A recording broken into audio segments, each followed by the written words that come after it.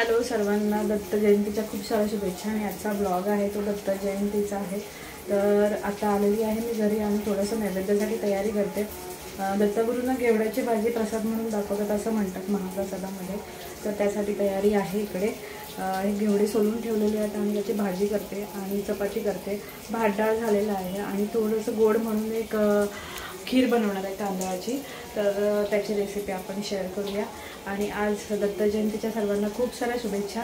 आणि आजचा हा ब्लॉग असेल तो आता मी नैवेद्य वगैरे बनवून त्यानंतर मंदिरात जाऊन येणार आहे। तर तिकडचा तर दत्त जयंतीच्या निमित्ताने जे नैवेद्य दाखवायचं होतं त्याच्यामध्ये घेवड्याची भाजी बनवायची होती, त्यानंतर चपाती, भात डाळ असं नैवेद्य होता आणि थोडंसं गोड काहीतरी दाखवायचं म्हणून मग मी खीर बनवली होती।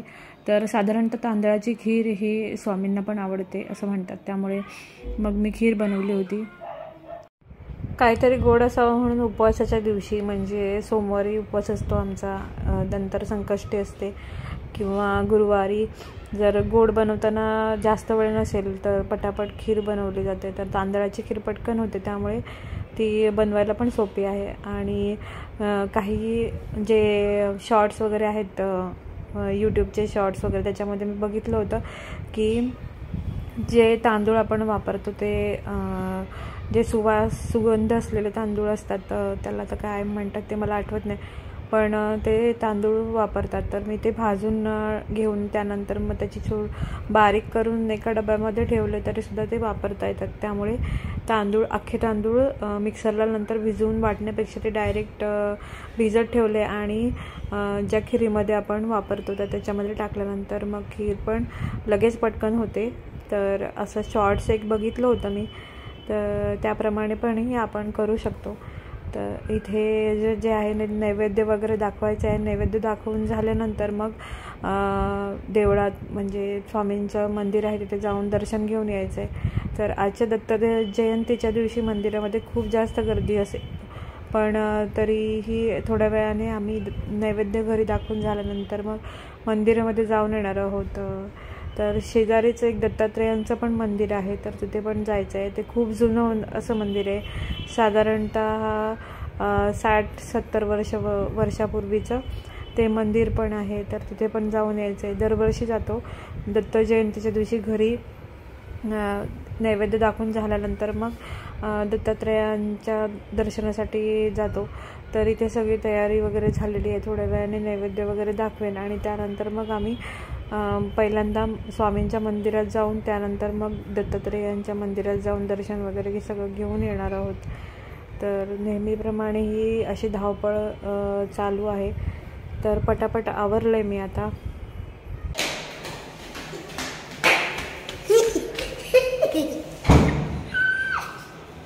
पटापट तयार झालेली आहे मंदिरामध्ये 5-10 मिनिटांमध्ये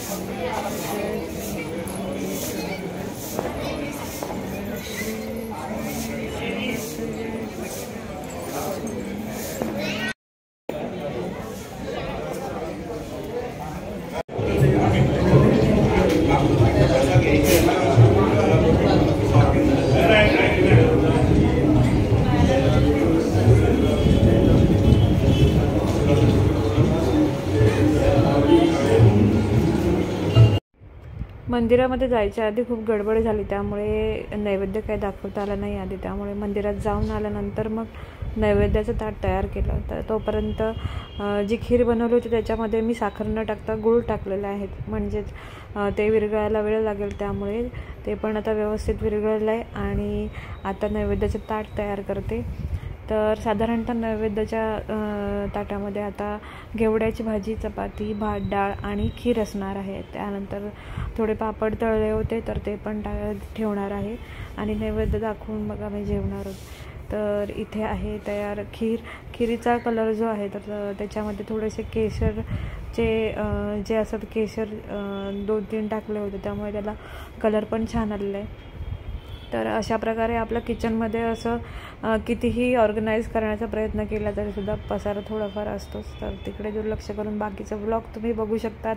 आणि आजचा हा व्लॉग तुम्हाला कसा वाटला ते तुम्ही नक्की कमेंट करून सांगा. आणि चॅनलवरती नवीन असाल तर लाईक करा, शेअर करा आणि सबस्क्राईब करा. तर अशा प्रकारे पुढचे ब्लॉग जे येणार आहेत ते असेच फॅमिली जे आहे फंक्शन्स किंवा इतर ठिकाणी कुठे आम्ही बाहेर फिरायला वगैरे जातो तर त्या ठिकाणचे असतील.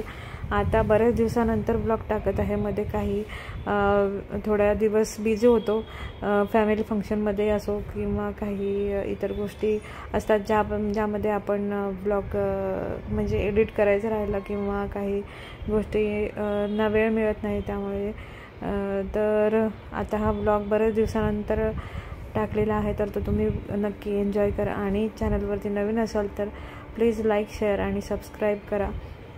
पुढचे जे 2-3 ब्लॉग असतील ते आमच्या रिलेटिव्हचे जे लग्न समारंभ आहे आणि आपल्या कोकणामध्ये लग्नामध्ये हळदीमध्ये कशी मजा आणि काय होतं त्यातले थोडे छोटे जे क्षण आहेत ते मी कॅप्चर करण्याचा प्रयत्न केला आहे, तर त्याच्या बाबतीत असतील.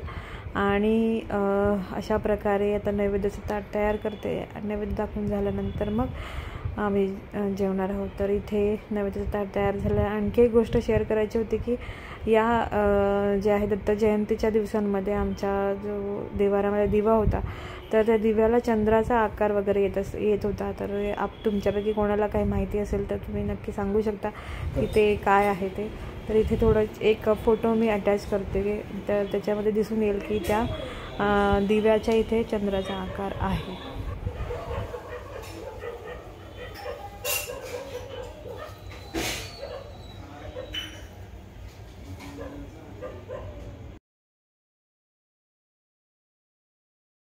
नमस्कार वगैरे करून आल्यानंतर घरी आलो. जे आहे ते नैवेद्य दाखवला आणि त्यानंतर मग खीर बनवली होती तांदळाची. तर तांदळाच्या खिरीचा नैवेद्य दाखवला होता आज. त्यानंतर जेवलो आणि आता थोडंसं रिलॅक्स, थोडंसं बाकीचं किचनचं हे आवरून घेते आणि त्यानंतर मग पुढचा व्लॉग कंटिन्यू करूया. तर आजचा व्लॉग तुम्हाला कसा वाटला ते तुम्ही नक्की कमेंट करून सांगा. आणि चॅनलवरती नवीन असाल तर प्लीज चॅनलला व्हिडिओला लाईक करा, शेअर करा आणि सबस्क्राईब करा.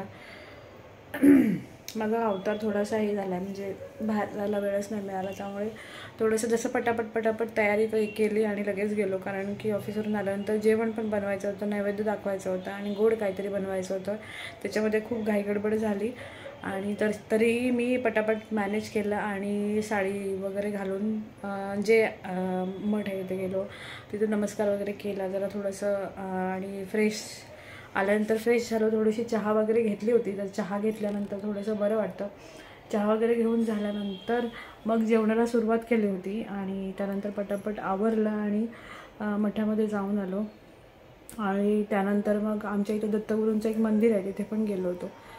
तर अशा प्रकारे दत्त जयंती आम्ही सेलिब्रेट केलेली आहे. तर तुमच्याकडे दत्त जयंती तुम्ही कशी सेलिब्रेट केली? जास्तीत जास्त गावामध्ये वेगवेगळ्या ठिकाणी दत्त मंदिरामध्ये उत्सव वगैरे खूप मोठा उत्सव असतो. म्हणजे आमचं जे पालवणी गाव आहे, म्हणजे सासरचं मूळ गाव आहे, तिकडे दत्त जयंती खूप मोठ्या ह्याच्याने साजरी केली जाते. तर दत्त जयंतीला जाण्याचा योग, म्हणजे दत्त जयंतीला कधी गेलो नाही आम्ही, पण तरीसुद्धा बाहेरून म्हणजे जेव्हा आम्ही देवाची पूजा किंवा इतर वेळेला जातो तिथे दत्त मंदिर आहे, तिथे नमस्कार वगैरे करून येत असतो. दत्त जयंती ही आमच्या गावी पालवणी हे मूळ गाव आहे, तिथे खूप जास्त मोठ्या प्रमाणात सेलिब्रेट केली जाते. अशा प्रकारे गावागावामध्ये वेगवेगळ्या दत्त जयंती वगैरे सेलिब्रेट करतात आणि दत्तगुरूंना सगळेजणच मानतात. आणि गिरनार पर्वत आहे तर ते काही जण गिरनार यात्रा पण करतात. तर त्या यात्रेमध्ये गुजरातमध्ये ते पर्वत आहे तिथे दत्तगुरूंनी साधारणतः 12,000 वर्ष तपश्चर्या केली होती असं म्हणतात. तर बरेच जण ती यात्रा वगैरे पण करतात. माझी एक फ्रेंड आहे, तिने पण ती यात्रा केली होती. तर तिने मला सांगितलं होतं की ती यात्रा वगैरे असते असं. अशा प्रकारे मागच्या वर्षी आम्ही अक्कलकोटला जाऊन आलो, त्याचप्रमाणे शेगावला पण जाऊन आलो. अशा प्रकारे अक्कलकोटला सतत आमचं येणं जाणं असतंच. आणि सगळेजण अक्कलकोटला जाऊन आले काय बोलते जुनं आहे ते. हा, मग ते जुनं आहे ते, पण जाऊन आलो ना ते सांगते मी. तर अक्कलकोटला वगैरे पण आम्ही बरेच वेळा जाऊन आलेलो आहोत. स्वामींचं दर्शन वगैरे घेऊन आलेलो आहोत. चला, तर आजचा हा व्लॉग तुम्ही पूर्ण बघा आणि तुम्हाला आवडल्यास लाईक करा, शेअर करा. चॅनलवरती नवीन असाल तर प्लीज सबस्क्राईब करा. भेटूया पुढच्या ब्लॉगमध्ये. तोपर्यंत take care, tata, bye bye, see you.